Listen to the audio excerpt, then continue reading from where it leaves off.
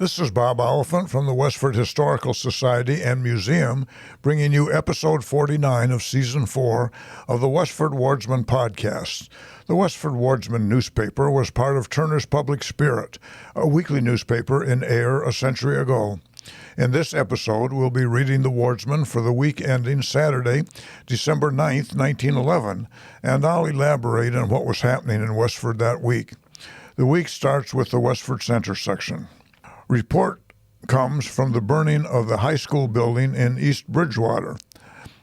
This is of interest to Westford people from the fact that this was where Mr. Woodward, our former academy preceptor, taught. The building was completely destroyed and will be replaced at once.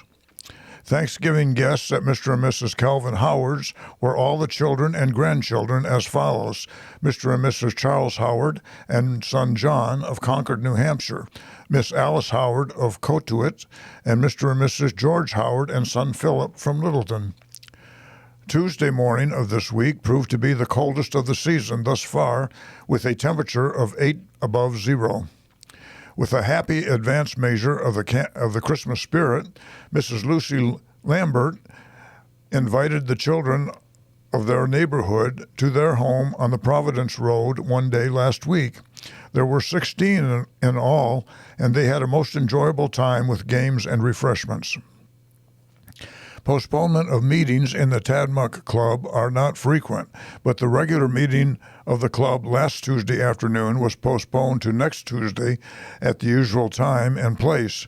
The change by the members was out of respect for their departed member, Mrs. Frank C. Hildreth, whose funeral took place that afternoon. Next Tuesday afternoon, Reverend David Wallace will address the club on, quote, Sam Walter Foss, poet, philosopher, and preacher. The last word from the Hamburg American SS Cleveland ocean liner in the Around the World cruise, of which Mr. and Mrs. Walter P. Wright and Mrs. Elizabeth Whitney are passengers, was from Colombo, the capital of Ceylon, now called Sri Lanka, where the party had arrived from Bombay. All well on board and perfect weather during the entire stay in India. The regular monthly meeting of the Edward M. Abbott Hose Company was held at their headquarters on Boston Road on Tuesday evening. An excellent oyster supper was served by George Gould. Plans are being made for the annual Firemen's Ball on February 5th with Brigham's Orchestra. The next section is titled Wedding. A Thanksgiving week wedding of interest was that of Miss Ruby Winifred Carter and William Edridge Wright, which took place on Friday evening, December 1st, at the home of the bride's mother, Mrs. Eliza A. Carter, on the Boston Road in Westford Center. The ceremony took place at 7:30 o'clock in the evening in the presence of the immediate families of the bride and groom. The ceremony was performed by Reverend Alfred Woods, a longtime friend of the groom's family.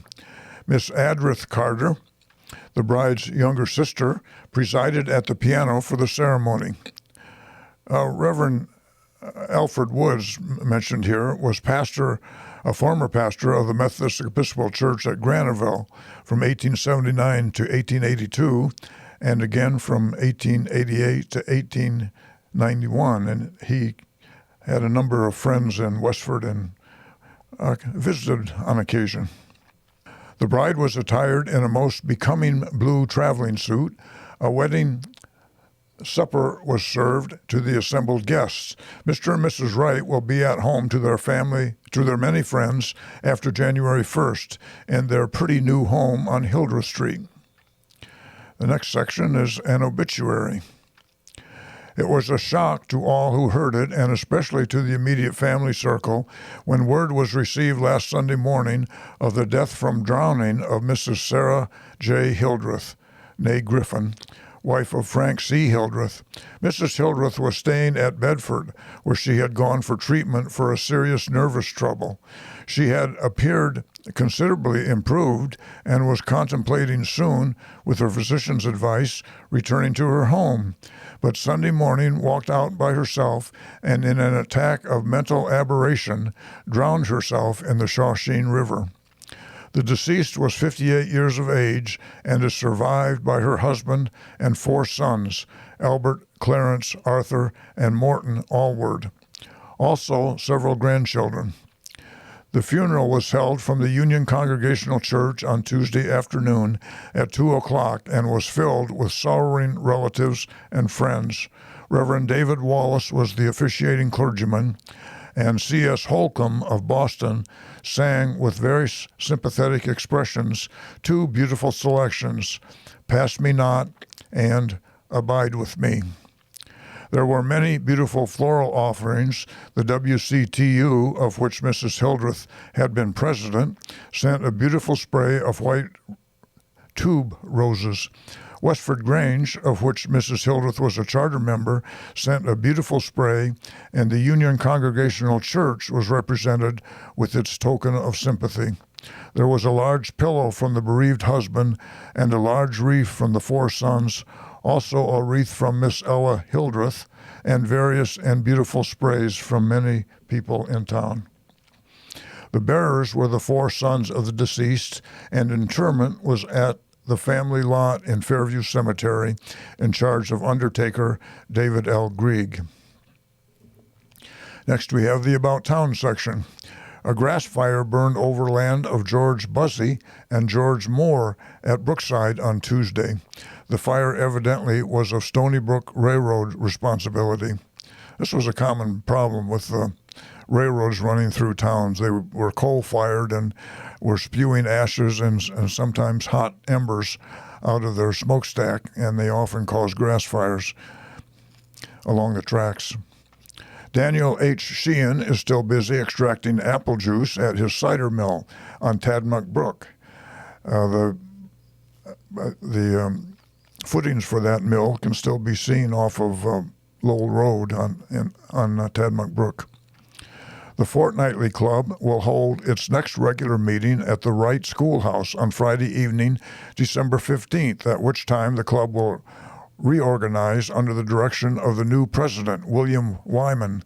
After organizing, a voluntary program will be given as entertainment.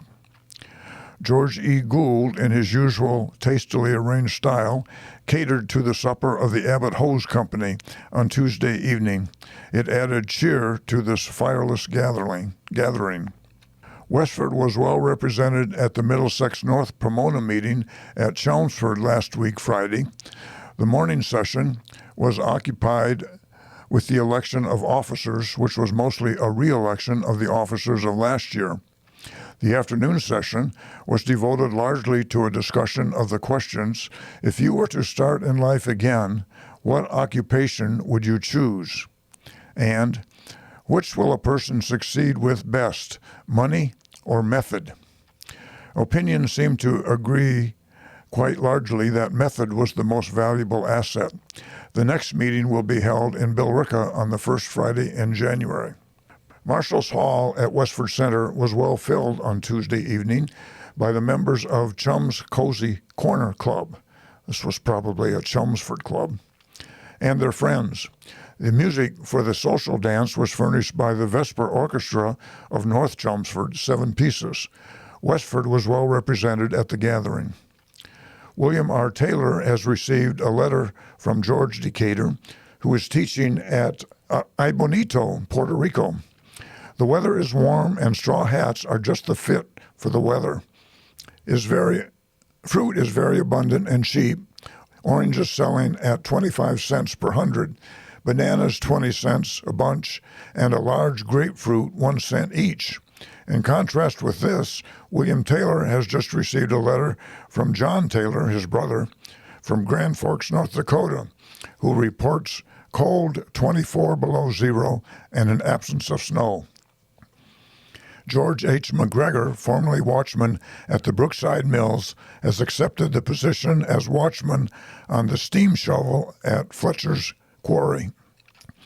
The old members and friends of the old-time West Chelmsford Debating Society will hold a meeting to reorganize next Tuesday evening at Winship Hall. All orators and those who think they ought to be, and all others who have not any oratory ambition, are invited to join hands for a start. This was written by Sam Taylor, and he was certainly one of the orators. William Wyman on the Groton Road is having his house wired for electricity. Philip Keon, formerly of the firm of Peck and Keon, doing the work. The WCTU held their monthly meeting with Mrs. Andrew Wright, 19 members being present. This organization has taken steps to introduce the school banking system at the request of Superintendent Hill. Mrs. Seavey was elected to take charge. 2 new members were added, and after the business session, a social hour was enjoyed, and chocolate, cake, and fancy crackers and candy were served by the hostess, assisted by her niece, Mrs. Etta Graven Lewis. Next couple of paragraphs are titled Quarry Notes.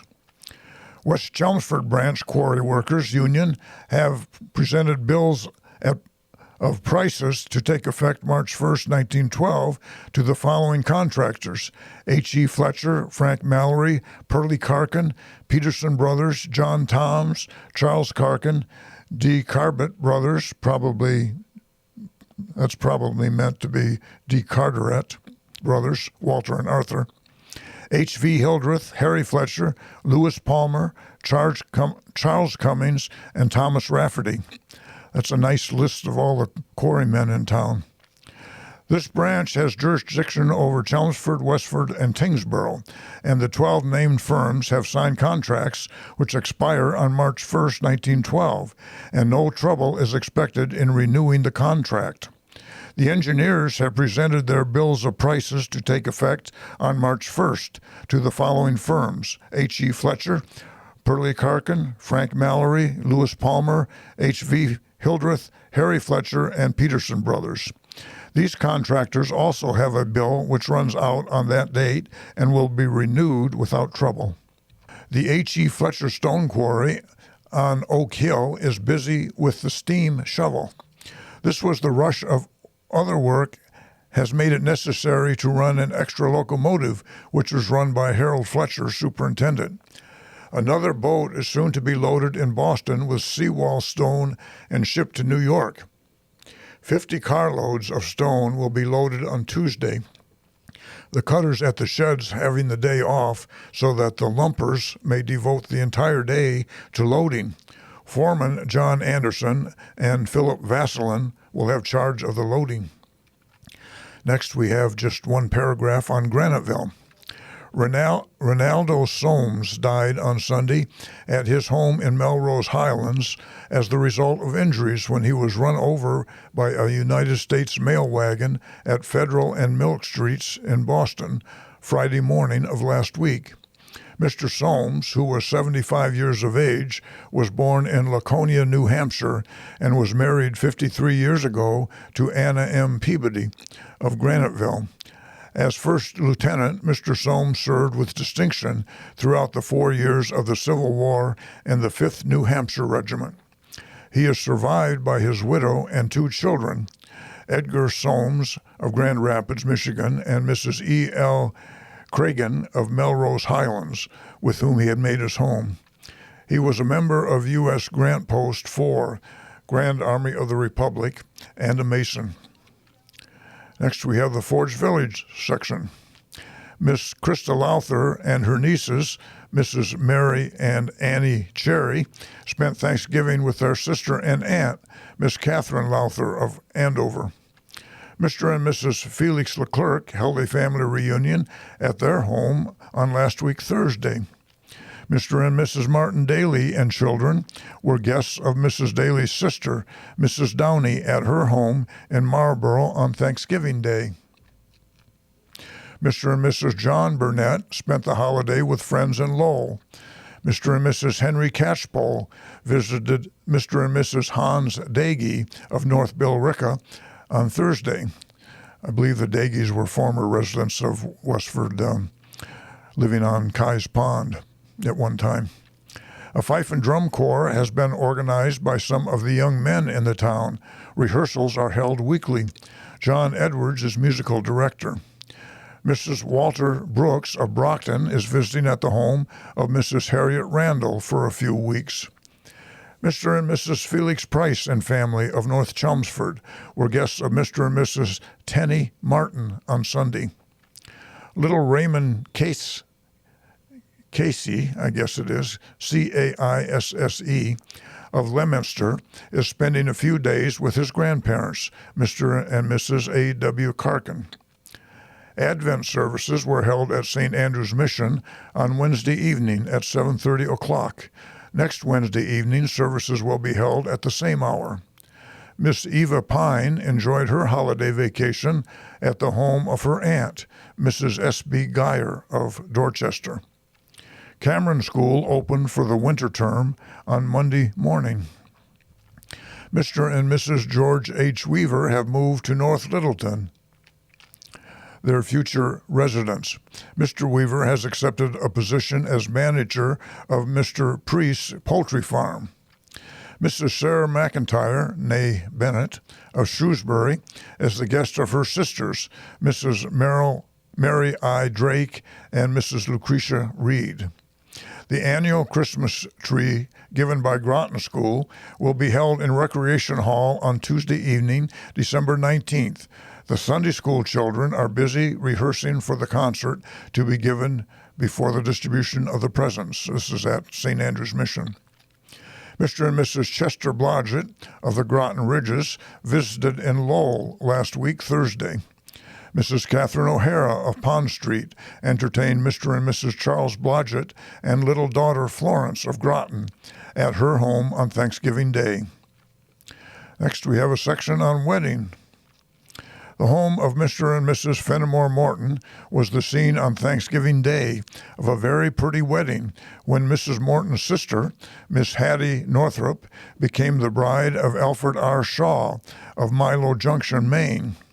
I believe Milo Junction is now Derby, Maine.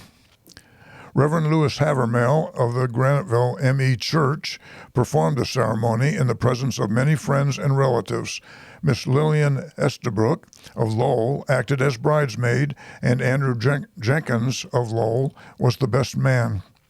The bride was very becomingly gowned in white batiste and wore a veil. Her bouquet was white carnations. Miss Estabrook, who wore white and carried pink carnations. Miss Emily Catchpole played the wedding march as the bridal couple came into the parlor. A wedding supper was served, after which the happy couple departed amid showers of confetti and rice on their honeymoon trip. On their return, Mr. and Mrs. Shaw will reside in Milo Junction. Among the guests at the wedding were many from Lowell, Pepperell, Haverhill, Boston, Ayer, Nashua, and this village. That's the news in Westford for the week ending December 9th, 1911. Thank you for listening, and thanks to Ryan Cousins of WestfordCAT for providing technical support. You can find transcriptions and podcasts from the Wardsman at our website at museum.westford.org, or visit the Historical Society's Facebook page for more Westford news from days gone by. This is Bob Oliphant, and I hope you will join us for next week's Westford Wardsman podcast. Thank you.